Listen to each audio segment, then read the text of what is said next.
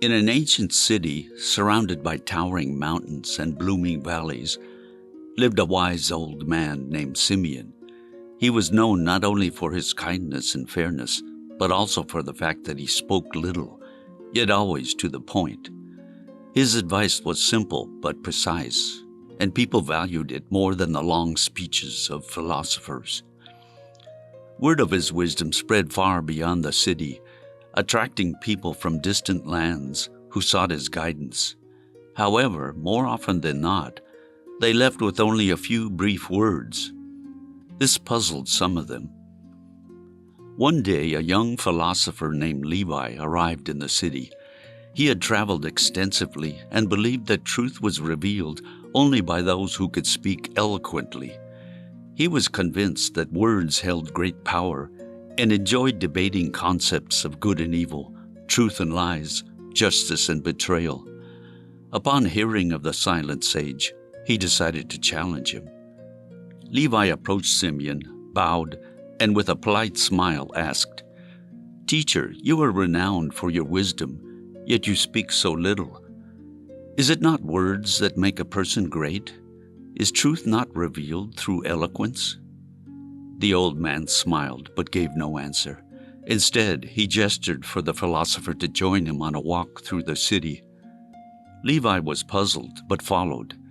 They walked through the narrow streets, observing the city's daily life. The sage remained silent while the philosopher kept glancing at him, waiting for him to speak. "Do you not wish to share your wisdom?" Levi finally asked. Simeon stopped by a blacksmith's forge.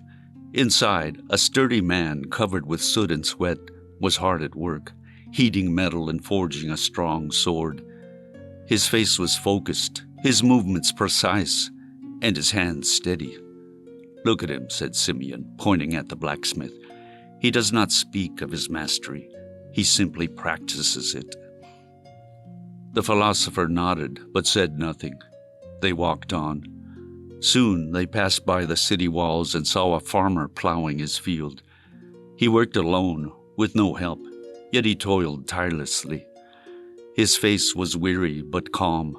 He did not complain, nor did he speak of his hardships. He simply carried out his duty. "He does not boast about his labor either," continued the sage. "But come autumn, his fields will bear fruit, and his family will not grow hungry." Levi was deep in thought. He sensed that there was great meaning behind the old man's words, but he had yet to grasp it fully. Finally, Simeon led Levi to a natural spring. Clear water flowed gently from the rock, forming a small stream. "Why does the water flow?" asked the sage. "Because this is its nature," the philosopher replied. Simeon smiled and said, "It does not announce that it will quench thirst, yet any traveler who sees it will want to drink. It does not proclaim its purity, but if one dips their hands in, they will feel its freshness. The same is true for people. If a person is honest, their actions speak for them." Levi remained silent. Now he understood the lesson. "Are you saying that words mean nothing?" "No," Simeon replied, "but an honest man does not need words to prove his truth. His deeds speak for him." The philosopher lowered his head.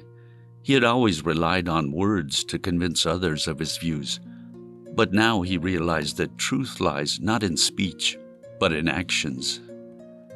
From that day on, he argued less and listened more, having finally understood, the more honest a person is, the less they need words.